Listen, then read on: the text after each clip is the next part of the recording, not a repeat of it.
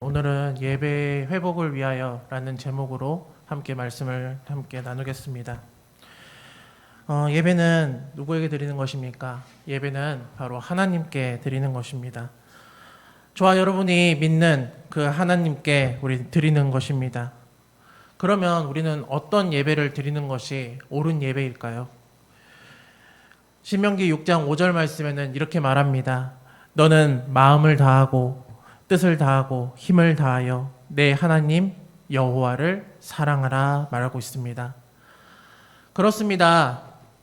예배는 우리의 마음을 다해야 됩니다.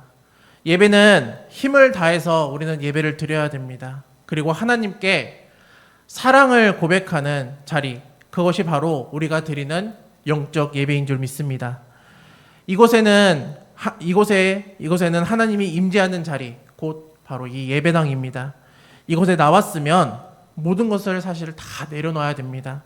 바쁜 것도 다 내려놓아야 되고요. 또 내가 지금 해야 할 일, 또 당장에 또 뭐 생각하는 모든 것들을, 잡생각 모든 것들을 다 내려놓아야 됩니다. 모든 것을 다 내려놓고 주님의 임재를 기대하는 자리여야 합니다. 그런데 현재 나의 마음에 혹시 불편함은 없으십니까? 나의 마음에 화는 없으십니까? 나의 마음에 감사가 없으십니까? 그러면 아무리 이곳에 나와 예배를 드린다 한들 이 예배는 하나님께 드리는 예배가 아닙니다. 소용이 없는 예배입니다. 성도에게 필요한 것이 과연 무엇일까요? 예배만 많이 나와서 드린다고 중요한 것이 아닙니다. 교회에 봉사하고 헌신하는 거 물론 중요하지만 하나님을 만나지 않은 예배는 만나지 않은 상태에서 드리는 예배 그리고 헌신과 봉사 다 중요하지 않습니다. 가장 중요한 것은 주님을 만나는 예배가 되어야 될 줄 믿습니다. 저는 이곳에 나온 모든 성도 여러분 모두가 예배의 회복이 되기를 간절히 소망합니다. 그리고 하나님을 만나는 귀한 모두가 되시기를 간절히 소망합니다. 오늘 말씀은 두 사람을 보려고 합니다. 한 사람은 바로 바리새파 사람, 이 시몬이라는 사람이고요.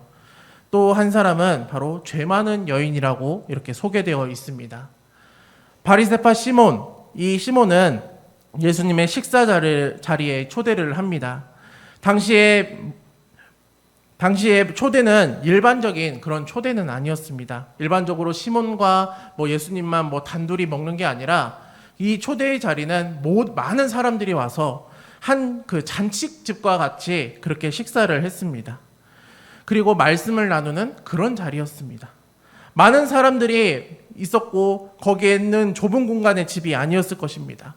시몬은 좀 부유했던 것 같습니다.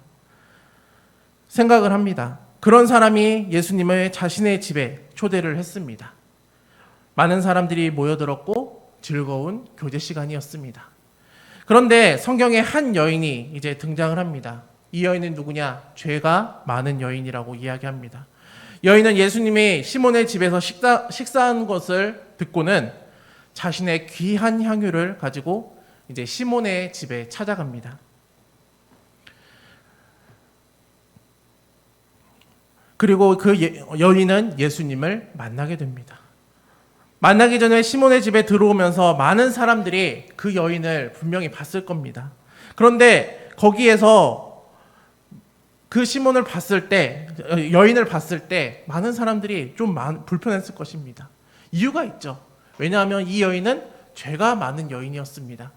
그 정도로 그 여인이 마을에서 소문이 많이 나 있었기 때문에 이 여인이 굉장히 불편했을 것입니다.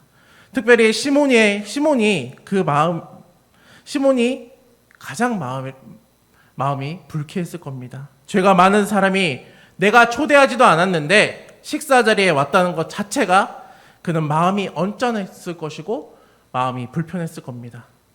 어쩌면 그 여인은 지나가는 곳곳마다 그 시몬은 계속해서 신경이 쓰였을 것이고 그 여인을 보면서 계속해서 눈살을 찌푸렸을 것입니다.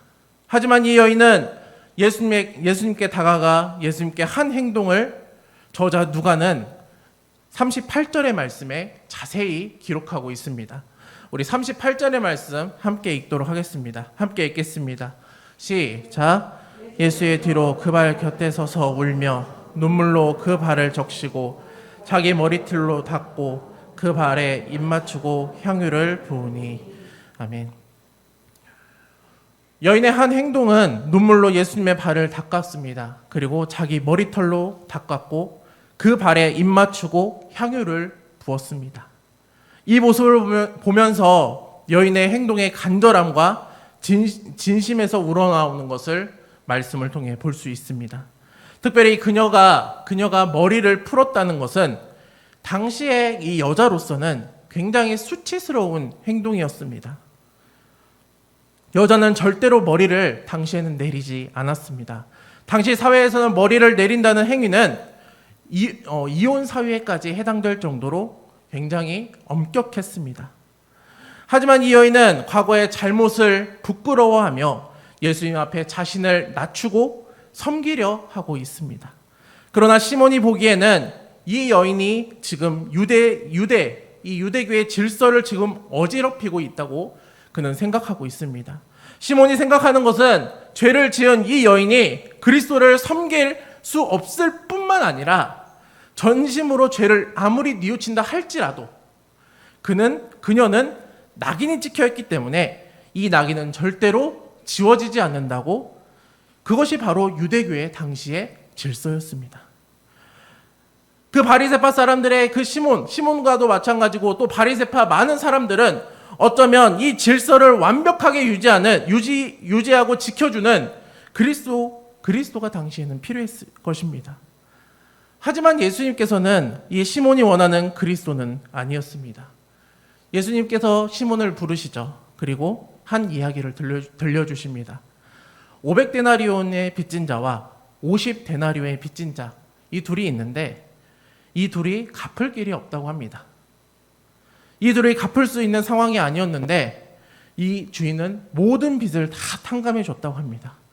그러면 이 주인을 누가 더 사랑하겠느냐라고 시몬에게 묻습니다. 시몬은 더 많은 데나리온, 그 500데나리온을 탕감받은 사람이 더 기뻐할 것이라고, 더 주인을 더 사랑한다고 그렇게 고백을 했습니다.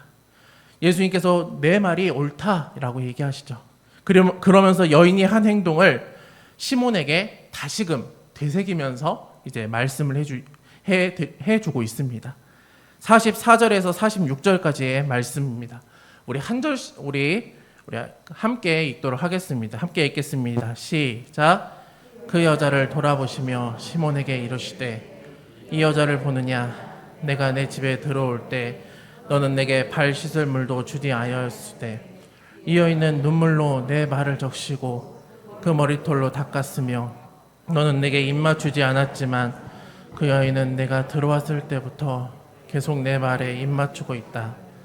내 머리에 기름을 부어주지 않았지만 이 여인은 내 발에 향유를 부어주었다. 아멘. 당시 유대 사회의 예절의 이것은 모습입니다.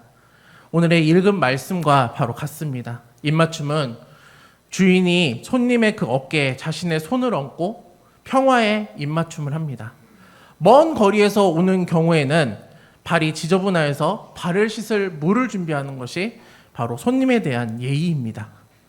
또한 향유를 당시에는 손님에게 머리에 붓습니다. 이것이 바로 당시의 유대 사회의 예절이었습니다. 그러면 말씀을 보면서 시몬은 그 예수님께 정말 아무것도 하지 않았습니다. 이 모습을 통해 시몬은 예수님을 초대한 것이 단순한 호기심이었고 정말 준비되어 있지 않은 그런 모습이었습니다. 사랑이 없는 초대였다는 것이죠. 물론 이것이 유대 사회의 예절이라고 합니다. 하지만 이것이 필수 조건 아니었습니다. 무조건 이렇게 해야 된다라는 필수의 요소는 아니었습니다. 하지만 시몬은 불친절한 주인은 아니었습니다. 그렇다고 예수님을 정말 극진히 대접했던 그런 사람도 역시 아니었다는 겁니다.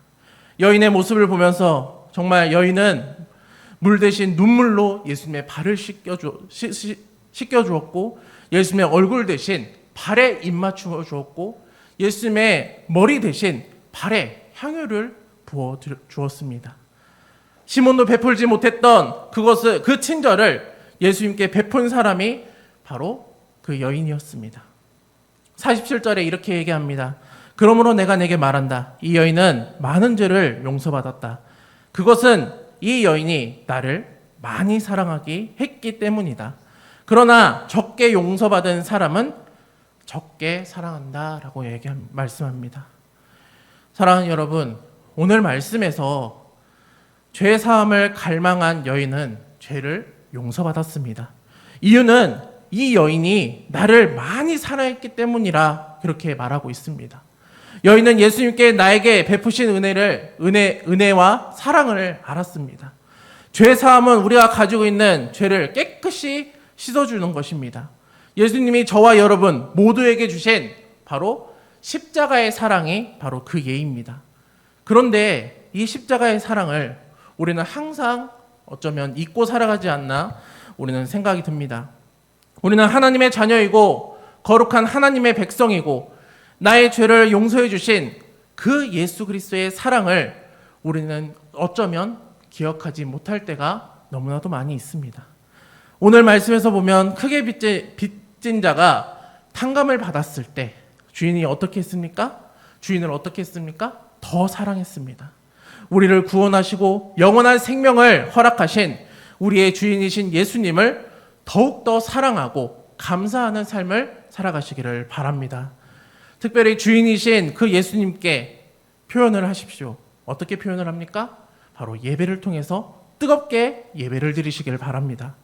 하나님은 진정한 예배자를 찾으십니다. 어느 곳에 있든지 어떤 상황이든지 하나님의 사랑으로 감사로 고백하는 모두가 되시기를 간절히 소망합니다. 때로는 이런 생각을 합니다. 죄인인 우리가 어떻게 예수님께 나아갈 수 있을까? 그렇게 생각을 합니다. 시몬과 같이 그래도 부유하고 좀 선생 정도 돼야지 좀 주님 앞에 나아갈 수 있지 않을까? 그렇게 생각을 합니다. 이야기합니다. 그러나 그것은 잘못된 생각입니다. 오히려 죄인이면 죄인일수록 예수님께 더 가까이 나아가야 합니다. 예수님은 누구든지 오도록 허락하여 주셨고 만나 주신다는 것을 우리는 기억하시길 바랍니다. 예수님은 그 중에 자격이 있는 자만 만나 주시는 분이 아니십니다. 우리는 부끄러움을 무릅쓰고 예수님께 나아가시기를 바랍니다. 찬양의 제목 중에 예수 피를 힘입어라는 그 찬양이 있습니다. 그 찬양의 그 가사 중에 이런 가사가 있습니다. 주의 보좌로 나아갈 때 어떻게 나아가야 할까라는 그 제목이 그 가사가 있습니다. 근데 거기에 답이 이렇습니다. 나를 구원한 주의 십자가 그것을 믿으며 가네라고 합니다. 여러분, 우리는 우리를 구원해 주신 십자가를 믿으며 나아가시기를 바랍니다. 하나의 상징적인 그 십자가가 아닌 십자가를 통해 은혜와 감사가 넘치시기를 바랍니다. 최근에 청년부 예배를 지금 드리고 있습니다. 청년부만 따로 예배를 드리면서 청년들과 어떤 말씀을 나눌까 고민하다가 이 유기성 목사님의 그 예수님의 사람이라는 제자훈련 책을 보면서 이제 지금 말씀을 계속 준비하고 있습니다. 그런데 예수님의 사람이 되기 위해서 가장 먼저 시작되는 것이 바로 이 십자가의 능력이었습니다.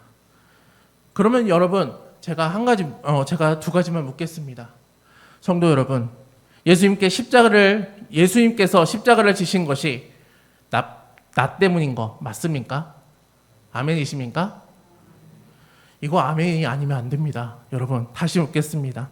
예수님께서 십자가를 지신 것이 나 때문 맞습니까? 네. 십자가를 통해서 우리를 구원받은 하나님의 자녀이심을 우리는 확신하십니까? 아멘. 이 사실을 분명히 알고 하나님의 자녀가 되는 권세를 받은 확증이 있다면 다시는 죄를 짓는 우리는 과거로 절대로 돌아가지 않습니다. 여러분, 말씀을 맺겠습니다. 정말 시몬의 이 모습을 보면서 우리는 시몬은 자신의 기준에서 또 자신의 질서가 흐트러졌기 때문에 예수님이 정말 계신데도 불구하고 제대로 된 사랑을 표현하지 못하는 것을 우리는 보게 됩니다. 하지만 여인의 모습은 죄인일지라도 예수님께 나아가 예수님을 정성으로 사랑하는 그런 행동을 보였습니다. 삶을 살아가면서 나의 행동의 모습은 어떤 모습입니까? 시몬과 같은 모습으로 예수님을 정말 그냥 어중간하게 걸쳐놓고 있지는 여러분 않으십니까? 진정한 예배의 회복을 위해서 오늘 여인의 모습처럼 때로는 부끄러울지라도 때로는 수치스러울지라도 우리는 예수님께 나아가시기를 바랍니다. 그래서 여인이 예수님을 더 많이 사랑했던 것처럼 저와 성도 여러분이 예배를 통해 나의 모든 부끄러움과 그런 수치스러운 모든 것을 주님 앞에 내려놓고 회개하는 모두가 되시기를 바랍니다. 그랬을 때 주님의 보혈의 피로 깨끗하게 씻어주실 줄 믿습니다. 용서하심의 은혜에 감사하며 우리가 늘 주님을 사랑합시다. 내가 더 많이 사랑합니다 고백하며 예배의 회복을 위해 우리가 힘쓰는 모두가 되시기를 간절히 소망합니다.